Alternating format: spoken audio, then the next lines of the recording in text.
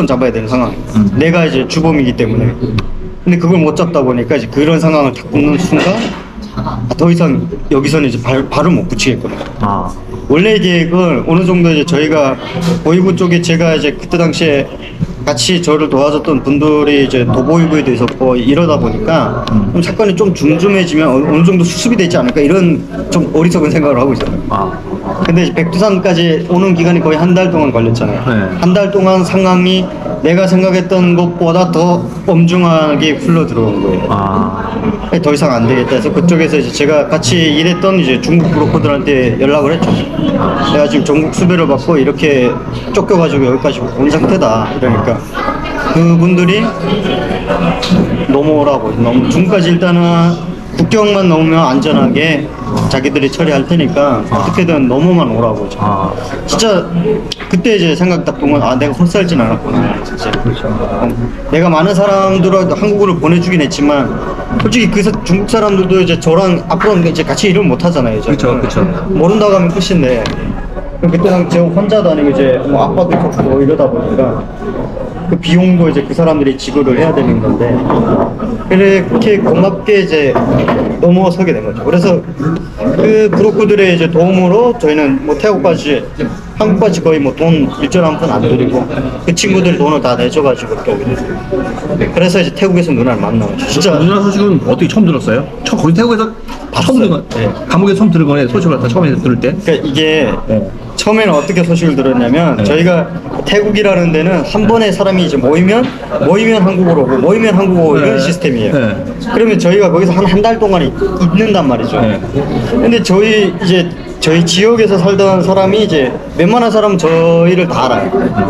왔는데 그러고 보니까 저희 이제 아버지 보고 그 따님 이름 부르면서 비슷한 사람 자기네가 봤다는 거예요. 아예 이게 무슨 얘기인가 해서 처음에는 에이 그럴 리가 없다고. 왜냐면 그렇게 걔네가 이제 그렇게 포위하고 잠복하고 있었는데 어떻게 누나가 에이 말도 안 된다 이랬죠. 그러다가 궁금한 거예요 너무. 근데 이미 그 팀은 들어온 상태고 근데 이게 또 태국에 있으면 그 남자랑 여자가 이제 그 운동하는 시간이 이제 뭐 하루에 이틀에 한 번인가 그렇게 나와서 운동장에서 운동할 수 있는 시간이 있는데 이게 남자 여자를 같이 이렇게 그렇게 하진 않아요. 남자가 뭐 오늘 한다고 하면 내일은 여자가 운동하고 이래서 마주치지 못하게 하는 거예요. 근데 이제 남자가 운동하는 날이 와가지고 제가 내려와서 근데 다행인 거는 이제 그 운동장 2층이 여자들이 있는 수용소였거든요. 너무 궁금한 거예요. 이제 들었잖아요. 그럼 너네 누나랑 그 따님이랑 비슷한 애가 우리 기수에 같이 들어왔다는 거예요. 수용소에. 설마 하다가 그냥 운동하는 날에 이제 그 2층 그 수용소다 보니까 다 철창이잖아요. 뭐 북한에 살다 보니까 뭐 나무 오르고 이런 건 잘하잖아요. 이제 철창 타고 올라가서 탁 봤는데 이제 보는데 진짜 우리 누나가 있는 거예요. 태국 감옥에서. 그게 저희가 올 때는 여자분들 같은 경우에는 거의 한 200명 정도씩 됐어요. 요 정도 되는데 한 200명이 있거든요. 그 중에서 딱 진짜 우리 누나가 딱 눈에 들어오더라고요. 누나도 봤어요? 눈 마주쳤어요? 맞죠. 눈 마주쳤어요? 네. 깜짝 놀랐겠다. 그 막 서로 이제 뭔가 웃으면서 뭔가 그런 게 계속 감동 이런 게 교차가 되더라고요. 기쁘면서 슬프면서 그리고 이제 한편으로는 이게 누나까지 왔지만 엄마랑 동생은 아직 저기서 고생을 하겠구나 이런 생각에 복합적으로 계속 교차가 되면서도 다행인 건 일단 누나라도 살아서 왔으니까 반갑죠. 예. 그렇게 확인을 하고 이제 나와서 국정원에서 이제 아버지도 엄청 좋아하셨겠다 그때 아버지도. 제 아버지는 엄청 눈물 흘리셨죠. 그렇죠. 왜냐면 뭐 아버지 다시는 못 볼 줄 알았고. 그렇지. 아버지 심정은 또 틀리죠. 저랑은 또 다르죠. 그죠. 그래서 그때 감정은 진짜 말을 못할 정도. 그래서 이제 실제 누나하고 얘기해 본 거는 거기서 얘기 못했죠. 못했죠. 그러면 이제 그다음에 와서 언제 얘기했어요 누나하고는? 거기서 우리가 태국에서 한 달 정도 지나가지고 이제 뭐 국정원에 와서 조사를 받는 과정에 이제 그 가족 만나게 해주는 뭐 그런 시간이 잠깐 있어요. 그때 만났어요? 예, 그리고 이제 밥 먹고 이럴 때는 그 이제 기수별로 있거든요, 이렇게. 뭐 하나원 뭐 기수 이런 건 네. 들어보셔 아시겠죠? 야, 알아요. 이제 기수별로 이제 밥 먹고 이럴 때는 이제 말은 못하니까 물어보고 싶잖아요. 어떻게 누나가 그렇게 뚫고 왔는지. 궁금하죠. 엄청 궁금하잖아요. 네, 얼마나 고생을 했는지. 네. 그리고 이제 그 조사받는 과정에서 이제 그 국정원 그 직원이 연결을 해줘가지고 이제 만나서 대화를 할 수가 있어요. 그래서 상황을 듣고 이제 집에 잠복까지 섰는데 누나는 이제 잠깐 뭐 사러 나간다고 하면서 이제 거기서 도망을 쳤던 거예요. 아, 잠복 개인이 예, 도망 나왔구나. 도망을 쳐가지고 그래서 이제 중국 거쳐서 예 중국을 거쳐가지고 불꽃 통해서 건넜대요. 강원. 그렇죠 이제 그 예전부터 이제 제가 브로커를 하다 보니까 제 주변에는 브로커를 하는 사람들이 좀 있어요. 그러다 보니까 아마 또 이제 누나도 도와주는 분이 계셨던 거죠. 그렇죠. 왜냐면 그 뭐 저희가 다 품비박산이 나다 보니까 그렇죠. 도와주고 싶죠. 그러면 또. 예, 뭐 거의 진짜 말할 수가 없어요. 아유, 그래도 그 정도로 그때 당시에 사건이 되게 컸었고 이러다 보니까 그래서 제 주변에 그때 보이부 쪽에 같이 일하던 사람들도 나이가 너무 아깝다고 그거 아깝죠. 그때 제가 이제 그때 몇 살이었어요, 그때가? 그때 19살, 그쵸, 20살 그때 한 이런 나이죠. 예. 그때 이제 활발하게 제가 처음에 제가 16살 때부터 이제 브로커를 했는데 그때 16살 이럴 때는 제가 이렇게 뭐 사장님처럼 이런 분이랑 대화를 하면 저를 엄청 무시했어요. 그렇죠, 어리니까. 제 얘기를 믿어주지도 않고 그런 가정을 내가 이제 그분들한테 내가 이렇게 할 수 있다. 그리고 내가 이렇게 해서 이런 일을 해냈다. 이런 걸 이제 그 사람들한테 증명을 하고 그 사람들이 나를 믿기까지 그 시간이 한 3년 넘게 내가 이제 만들어 놓은 게 딱 그때 전성기였었거든요. 많은 탈북민들을 내가 한국으로 보내고 그 사람들이 한국에 잘 도착해서 열심히 잘 살고 있다는 소식 들으면 뭔가 괜히 뿌듯하고 막 이럴 때였는데 그렇죠. 그렇게 됐습니다. 그 누나랑 이제 거기서 만났을 때, 만나고 나서 이제 그 다음에 집은 어디로 받은 거예요? 그럼 누나랑 아버지랑 세 식구잖아요. 예, 예. 집은 어디로 받은 거예요, 처음에는? 부산으로 해서 세 식구가 같이 들어갔어요? 예. 아. 그러니까 저희 아버지가 이제 그 하나원에서 총무를 하다 보니까 사실 저희가 총무는 선택을 할 수가 선택을 하죠. 있어요. 예. 근데 저희는 그때 당시 이제 제가 아무리 북한에서 뭐 날고 뛰고 뭐 한국에 대해 잘한다고 얼마나 알겠습니까? 네. 그런 것밖에 없는 거죠. 네. 부산에 가면 되게 일자리가 많대 이런 얘기 많이 들었어요. 이제. 부산에. 탈북민들이 연락이 오면 부산은 관광도시라서 뭐 일자리가 없고 이런 얘기를 듣다 보니까 어디서 들은 건 있어가지고 그러면 저희 그냥 부산으로 가요.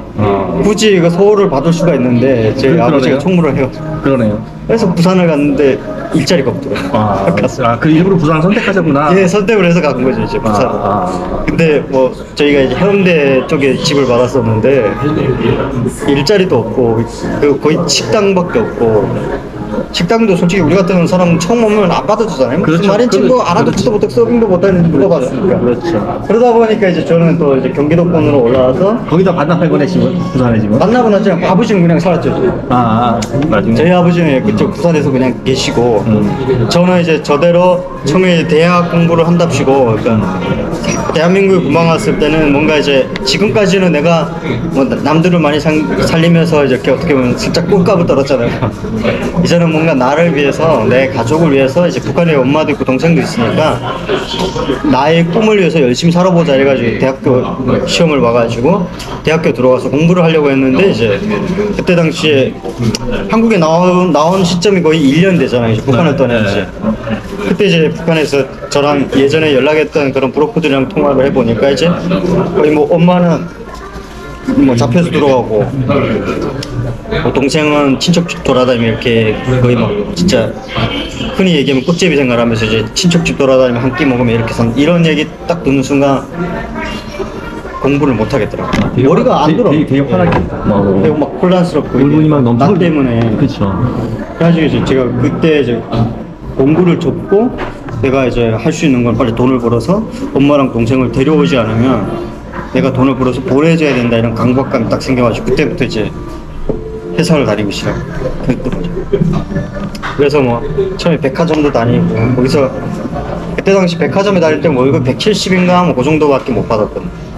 또 이제 뭐 한국에 나와서 뭐 월세 내고 뭐 어쩌고저쩌고 하다 보니까 돈 또 남는 게 없더라고요. 안 모아요, 저는. 와, 그래가지고 너무 거기서 딱 힘들어요. 1년 일해서 퇴직금 받은 걸로 이제 북한에 친척집에 보내서 아. 엄마한테 면회라도 아. 왜냐면 이제 북한은 그런 교정시설이 열악해가지고 밥도 안 주거든요. 그렇죠, 거의. 그렇죠. 거기서 버티는 사람이 진짜 드문 거죠. 이제. 그쵸. 거의 다 뭐 영양실조로 죽지 않으면 친척집에 이제 돈을 보내서 어떻게 면회라도 자주 가면 좀 거기서 이제 희망이라도 생기잖아요. 교도소에서 그렇게 보내고 이제 두 번째로 제가 충청남도 서산이라는 데 가서 현대자동차 거기가 이제 엔진 생산하는 공장이 있어요. 현대파워텍이라고. 거기 들어가서 제가 원래 체격이 왜소한데 이제 북한에서 고생을 좀 많이 하면서 살다 보니까 그러니까 이제 우리가 부품 자동차 부품이 한 10단씩 싸면 한 200kg씩 되거든요. 네. 처음에는 이제 너 며칠 일하지 못한다고 사장님 그러더라고요. 근데 제가 거기서 한 1년 넘게 일했거든요. 그 200kg 되는 걸 이제 끌어가지고 제가 그래서 그때부터 화물 운전을 하게 됐어요. 아, 5돈짜리 차에 그 차를 빡빡아 실어가지고 공장에 들어와서 오전 내 것 그걸 찾아다니면서 이제 넣어줘야 돼요. 아. 생산 라인에. 백 이렇게 뒤에 메고 이렇게. 그렇게 하다가 이제 그래도 북한에서 살면서 다른 탈북민들보다 많은 걸 경험을 하면서 살았잖아요. 뭔가 내가 내 차를 가지고 하면 돈을 더 벌 수 있겠더라고요. 직접 오다를 받으면. 그래서 처음에 이제 5돈짜리 차를 무작정 이제 빚을 내서 사고, 그러니까 사장님 얘기하신 것처럼 개별 화물 넘버를 3천만 원 주고 사고, 그래가지고 처음 화물 사고 시작했어요. 처음에는 돈을 좀 벌었어요. 제가 그때 어떤 분들은 믿지 않을 수도 있는데 진짜 2시간씩 다녀서 일을 했어요. 그렇게 될 수밖에 없어요. 그렇게 될 수밖에 없죠. 네, 저도 그 말씀이 맞는 거예요. 상황 이해해요. 그러니까 이 현대 쪽은 거의 24시간 풀로 돌아가거든요. 네. 근데 출퇴근 시간만 이제 공장에 가동을 멈춰요. 네. 그게 보통 8시, 9시 사이에 공장이 서고 저녁에 중간에 또 서는데 그때밖에 잠을 잘 수가 없어요. 그러면 항상 저는 이제 짐을 싣고 공장 앞에 가서 거기서 이제 직원들 출퇴근할 때는 우리 차가 못 다니거든요. 우리는 완전 하청이잖아요. 그건 대기업이고. 그럼 차를 못 다니게 하니까 우리는 서가지고 거기서 이제 1시간 눈 붙이고 공장 탁 출근 문이 열리